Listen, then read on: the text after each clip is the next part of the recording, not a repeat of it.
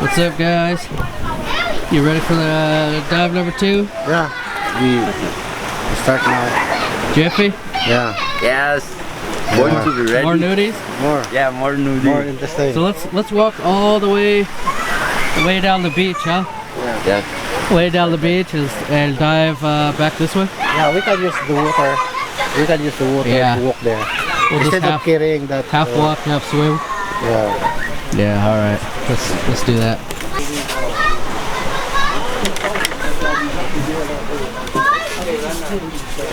Jake. Hey, Klaus.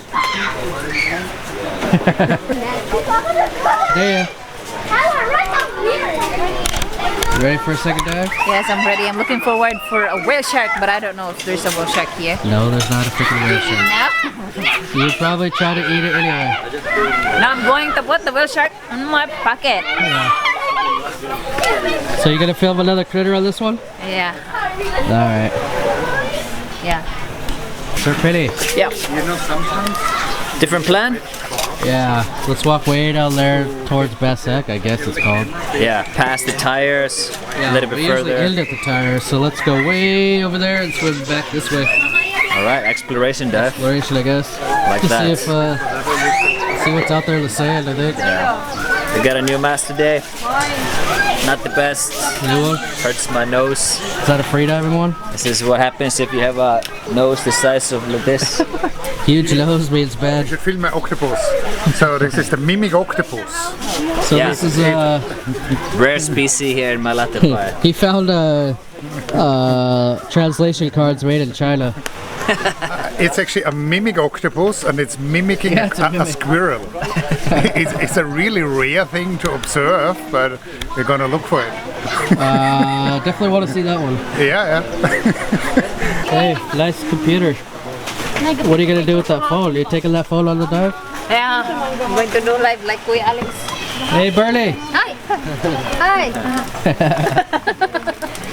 Cafe. Yeah! Ayun, ano yung maglinis Take. ko? Check. Mask. Check. Computer. Check. Okay. Camera light. Check. Wife. Check. Wife, of course, wherever you go. Okay, leave the wife. Let's go find some critters, huh? Let's go.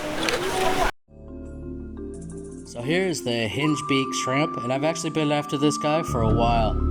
I see him sometimes around Darwin, and he's always been one that I've tried to film and never had the chance. It's one of the more shy ones, and every time I turn on the light, it disappears.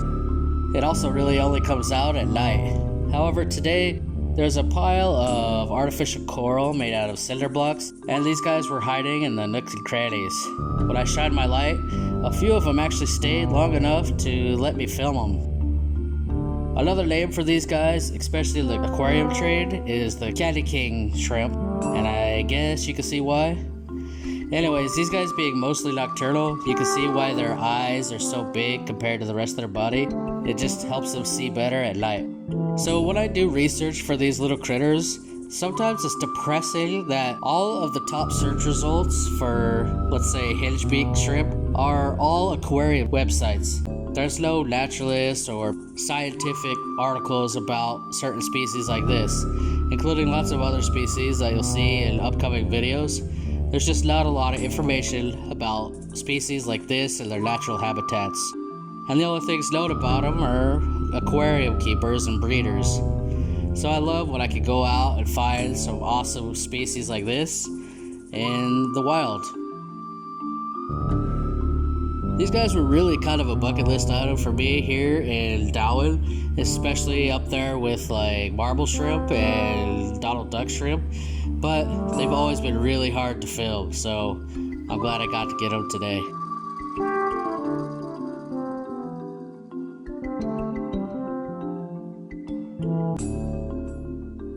So this is the first time I've seen a squat lobster that wasn't in his feathered sea star.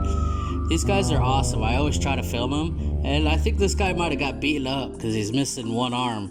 You can just see one huge arm with the claw on the end. And actually it's kind of a tiny little claw compared to how fat that bicep is.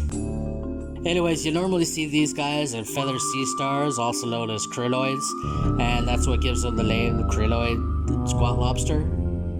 And this guy is black and white striped because he would probably be found in a black and white striped feather sea star. I've seen them in all kinds of colors, just depending on where they happen to live. They always adapt their bodies to match and perfectly camouflage their surroundings. Here's another shot that I found later on the dive. Also a krylloid squat lobster, and you can see just how he matches his home. This is by far the most common moray eel in Darwin, maybe in all of Philippines. And I've seen these guys all over the tropics and even in Egypt and beyond.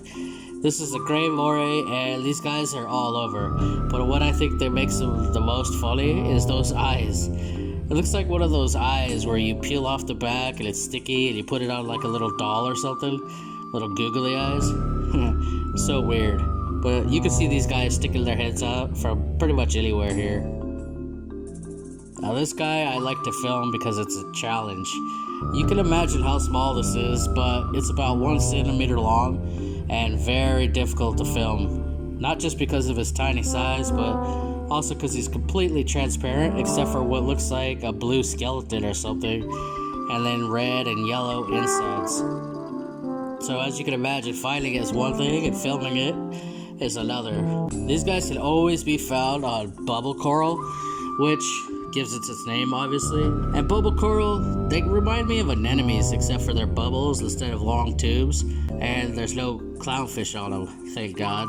Clownfish are spawns of Satan. But these bubble coral shrimp, sometimes they share a home on the bubble coral with the popcorn shrimp, which I don't have a clip for you today, but usually you can find them together.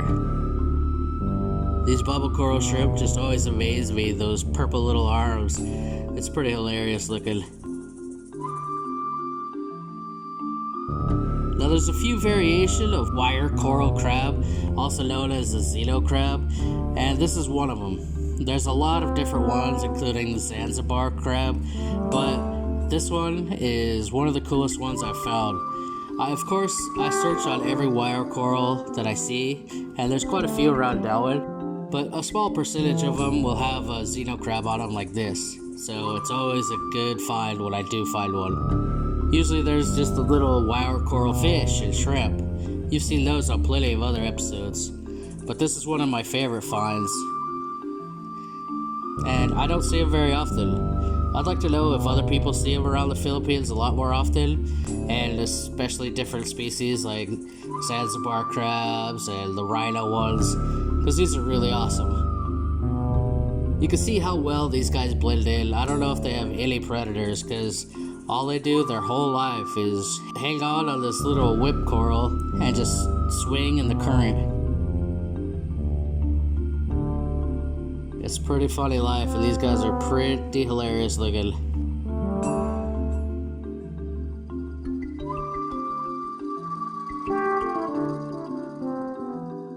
Now you guys have seen plenty on the channel of robust ghost pipefish if you've been watching for a while, but you also might notice that I haven't filmed them in quite some time. I don't know, maybe even 20 dives. I haven't been seeing them lately, and somebody tells me that there's actually a robust ghost pipefish season here in Darwin, but I did run into one here on this dive. Normally when you find them together in pairs, mimicking some seagrass and hunting around.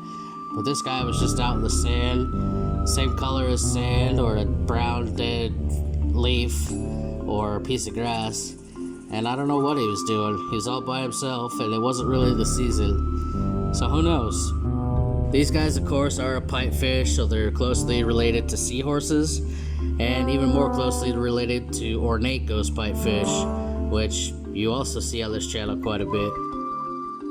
These guys always fascinate me because they look anything but like a fish. They look like grass, they have long, weird noses and mouths.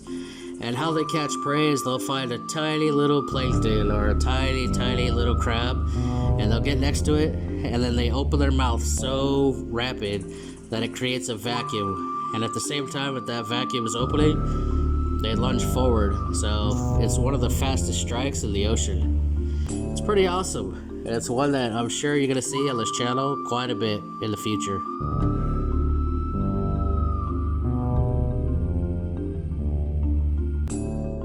Thank you guys for watching, and I'll see you soon.